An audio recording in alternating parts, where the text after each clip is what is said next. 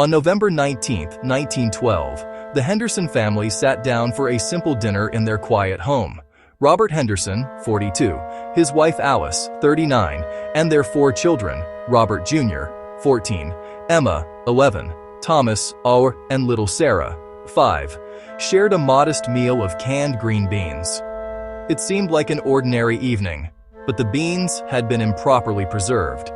Inside the sealed jar, deadly bacteria had grown in the oxygen-free environment, producing one of the most powerful toxins known to science, the poison responsible for botulism, created by the bacterium Clostridium botulinum. Within 24 hours, the entire family began to feel strange symptoms. First came blurred vision, then difficulty swallowing. Soon their muscles began to weaken. By November 21st, the symptoms had turned terrifying.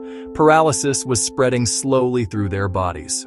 Unlike many illnesses, botulism does not affect the mind. Victims remain completely conscious and aware as the toxin blocks the nerves that control muscles.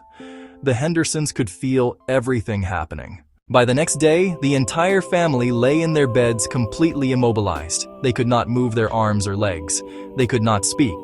Some could barely blink. The house fell eerily silent. Concerned neighbors eventually came to check on them and discovered a horrifying scene. 6 people lying motionless, unable to speak, their eyes desperately following the visitors around the room. They were alive, but trapped inside their own bodies.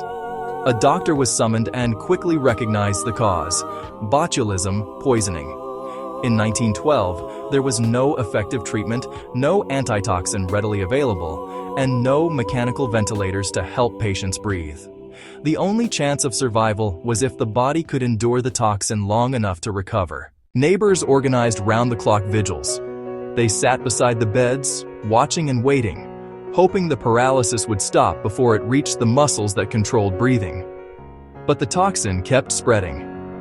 On November 23rd, the youngest child, 5-year-old Sarah, was the first to die.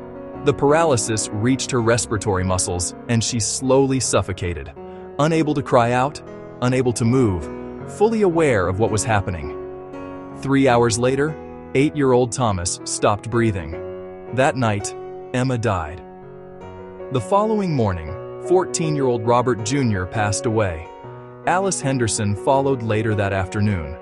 Robert Henderson, the father, was the last survivor. For hours he lay motionless, the final witness to the tragedy that had claimed his entire family. By evening, the paralysis finally reached his lungs as well.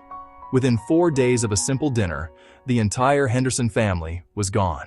Their story became one of the early warnings about the dangers of improperly preserved food. Cases like this helped push public health officials to develop safer food canning practices and eventually the antitoxin treatments used today. Just like a single improperly canned jar poisoned the Henderson family, a single improperly preserved relationship may poison you.